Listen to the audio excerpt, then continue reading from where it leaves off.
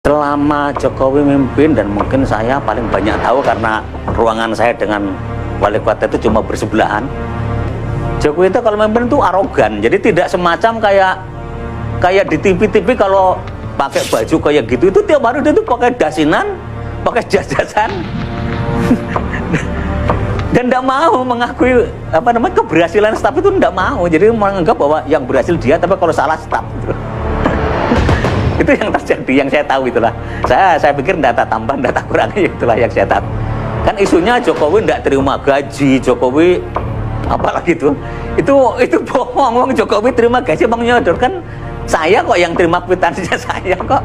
Jadi Jokowi itu bohong kalau ngomong dia tidak terima gaji waktu zaman jadi wali kota. Nah itu kadang-kadang pencitraan yang di luar kan kayak yang iya kayak gitu, tapi sama sekali enggak, karena penanggung jawab anggaran daerah. Jadi yang nyodorkan itu bagian keuangan, tanda tangan, setelah bahas itu terus laporan ke saya, Pak ini Pak sudah diterima gajinya Pak Wali, sudah diterima gajinya Pak Wakil. Jadi semuanya nerima, itu bukan berarti tidak nerima. Jadi jangan sampai punya image, wah Jokowi bersih, Jokowi jujur, Jokowi ya, kalau saya katakan Jokowi munafik ya. Ada salah satu staf di balai kota, dia nyimpen dana pemerintah, dalam arti dana Pemda di rekening pribadinya. Angka ini justru tahunya saya dari hasil pemeriksaan BPK. Ternyata muncul bahwa ada seorang oknum yang nyimpen dananya sejumlah 6 miliar di balai kota.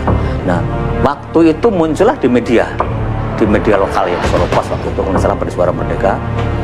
Terus waktu itu, hari itu juga saya ketemu sebagai sekretaris daerah Pak Jokowi dan Pak Rudi, wakil wali kota, jadi wali kota dan wakil wali kota. Waktu itu juga saya diminta pertimbangan, gimana Pak terjadi begini. Langsung saya tuh jawab singkat, besok juga orang itu pecat. Sebab kalau tidak dipecat orang itu, saya dianggap itu atas perintah saya sebagai ketua tim anggaran. Tapi kalau itu tidak dilakukan sanksi, tidak diberikan hukuman, maka dianggap oleh publik bahwa itu kong kali kong antara sekretaris daerah atau wali kota.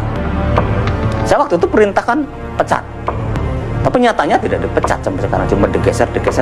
Sehingga saya itu juga ngomong waktu, kalau memang ini tidak dilakukan, tidak diberikan hukuman, itu berarti ini atas izin Anda. Karena saya sebagai penanggung jawab anggarannya, saya merasa didolimi sama anak buah yang kayak gitu. Nah, tapi apa yang dilakukan oleh wali kota sampai sekarang juga ternyata tidak ada hukuman, sehingga saya meyakini bahwa itu pasti atas izin wali kota. Karena mustahil seorang staf nyimpen di rekening pribadi angka sejumlah itu.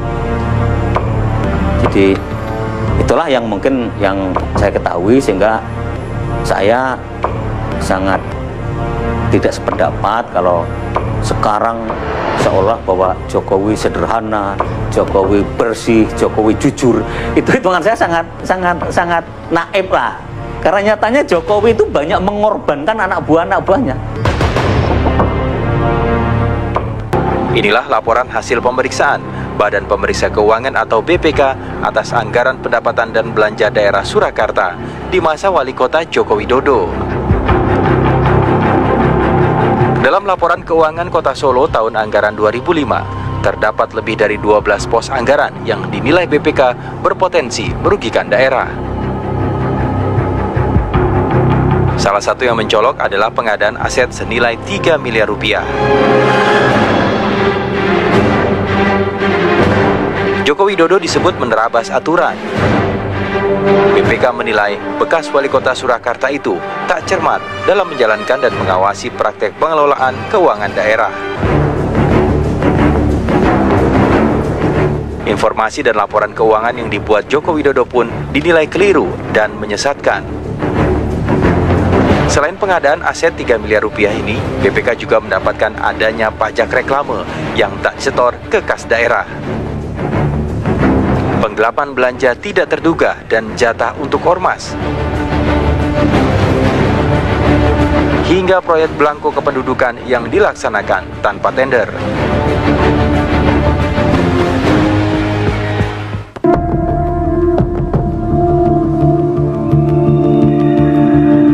Tidak berbeda dengan hasil pemeriksaan tahun 2005, BPK pun kembali menemukan masalah pada kas daerah Solo tahun 2006. Lagi-lagi, Joko Widodo dinilai menerabas sejumlah aturan hingga berpotensi merugikan keuangan daerah.